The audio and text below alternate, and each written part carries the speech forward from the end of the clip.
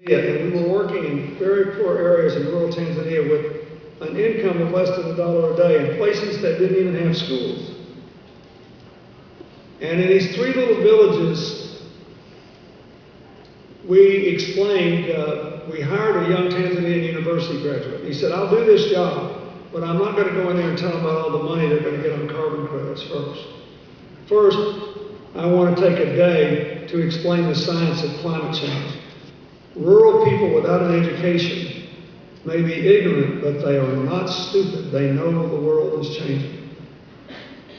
And he said, I want to deal with this on the merits. Then I will explain the economics. So we did. And each village got to pick what kinds of trees they wanted to plant.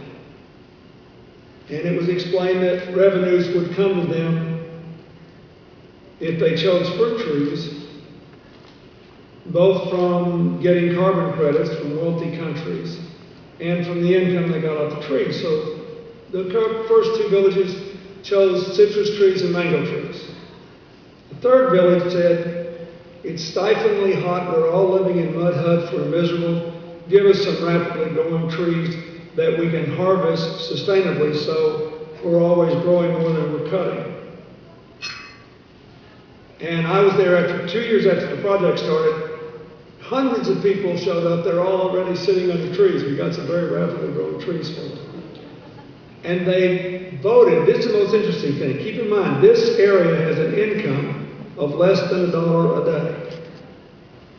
They voted to take only 55% of their earnings for their families and to save 45% to finance an expansion of the reforestation program so that more of their neighbors could participate. As poor as they were, they knew their fates were tied to their neighbors and to the land. A lesson I think is sometimes too often forgotten in America. So,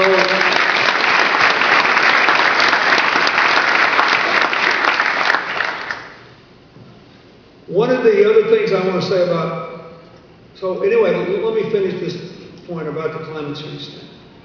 Whether it is trying to help reduce the emissions at the ports of Los Angeles and Long Beach, or replacing 140,000 street lamps in Los Angeles and trying to do the same in some South American cities, or helping Bogota get an all-electric taxi cab fleet, or working on major building retrofits in Sao Paulo, or new building standards in Houston. The oil capital of America now has the highest new building standards of any city in North America except for Vancouver.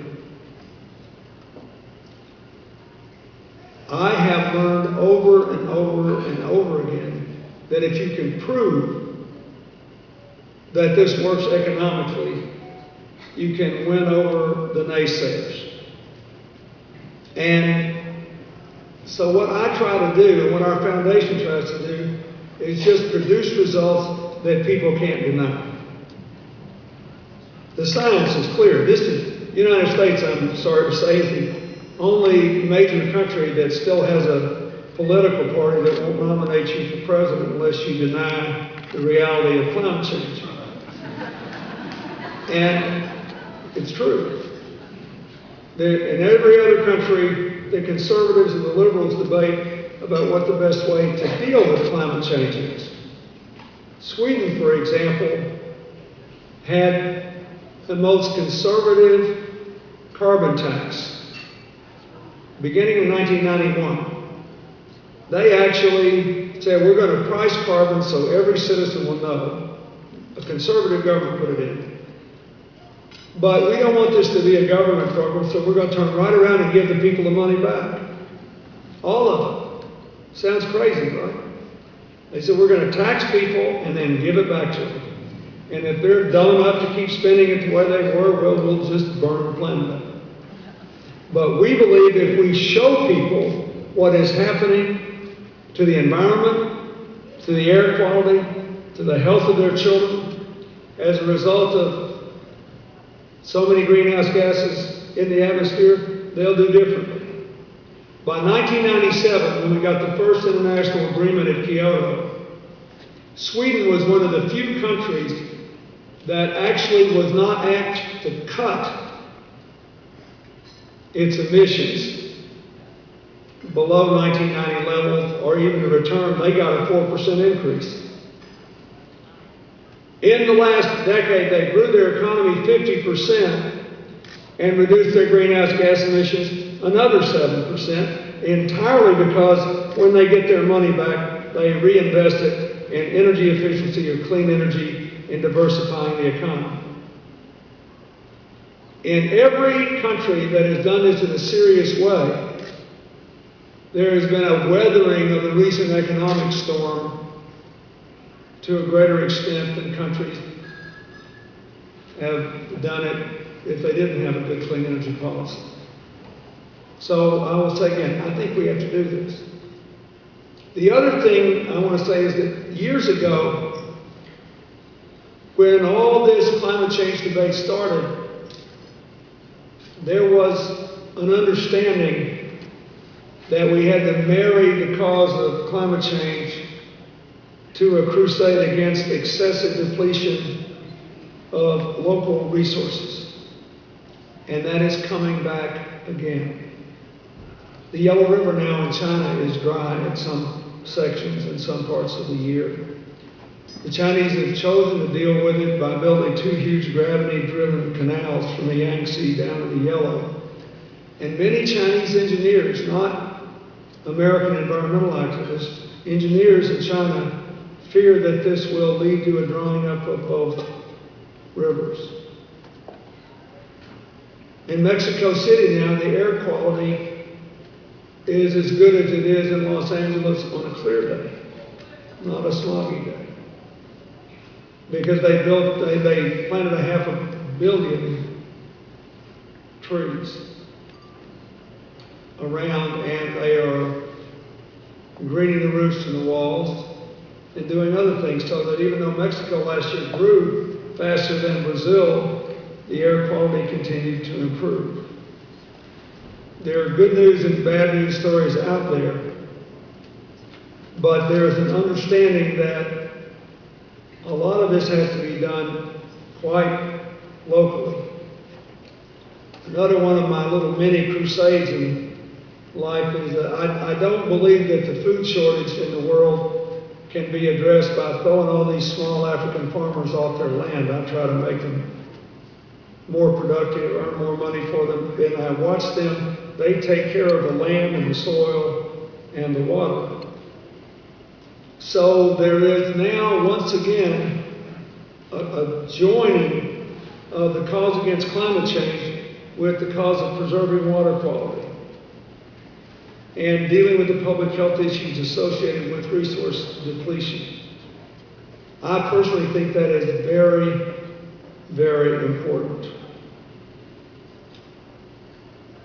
If you have not done so, I recommend that all of you read the great Massachusetts scientist E.O. Wilson's book, which will almost certainly be his last book. He published it at age 87, called The Social Conquest of Earth, in which he reprises a lot of the themes which won him so many prizes, saying that the cooperators of the world have inherited the earth. The ants, the bees, the termites, and the humans. Unfortunately, he said, the unconscious cooperators, the termites, the ants, and the bees, are doing a better job than the conscious cooperators, the humans, because we're so smart, we have become arrogant in thinking that we could take more out than we put back. It's an incredible book, a real tour de force, and I strongly recommend it to you. He is on balance optimistic because he said, if you go back to the dawn of time, we always pull ourselves back from the brink of destruction at the last possible moment, but we do it. And we know how to do it. The reason I think Walden Woods is so important is that the lesson of Thoreau's life, the desire to live in harmony at the time was seen as something that required a man to go and live in isolation. Today we know that if you live in a city of 20 million, you must strive to live in harmony with the earth and with the constraints of the atmosphere. And we know that if you want to bring prosperity to people who have been poor, you must seek to do it in a way that is sustainable, which requires us to live in harmony with nature. And we know that climate change and resource depletion of the water, the air, the biodiversity are two sides of the same coin. We're getting there. Whether we're getting there fast enough to avoid the most calamitous consequences of climate change, I do not know. To people who say it's not a real problem, I say now there's enough evidence that we can do this that we should not be taking chances with our grandchildren's future. So I ask you to continue to support Walden Woods because they reach kids where they live. And they support grassroots endeavors which prove in place after place that this is a smart and good thing as well as a noble thing to do. We are learners. And sometimes we are reluctant to learn those things which make our old habits inconvenient to maintain. We've still got some people in America who are there on climate change and some people who are there on resource depletion. But the real problem is not that we haven't made the sale to a majority of the people. The real problem is that we haven't demonstrated to a majority of the people that even in this tough economic time, there are wondrous and profitable and sustainable things that can be done to save our land and our resources and our planet for generations yet to come. The people who won these honors tonight, whether they're providing solar energy at a school site, providing fresh water, preserving species, they know that. And even the most hard-headed among us eventually will give way to evidence. We've got to give all these bright young people a chance to amass that evidence so that they, too, can have their future. Thank you very much.